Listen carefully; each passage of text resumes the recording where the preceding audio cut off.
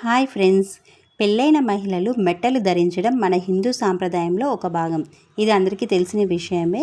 So ఇలా మెట్టలు ధరించడం కేవలం అలంకరణ కోసం కాదండి. ముఖ్యంగా పాదంలోని రెండో వేలుకు మెట్టను ధరించడం వలన ఈ వేలి నరం గర్భాశయం మరియు గుండెకు నేరుగా కలుపుతుంది.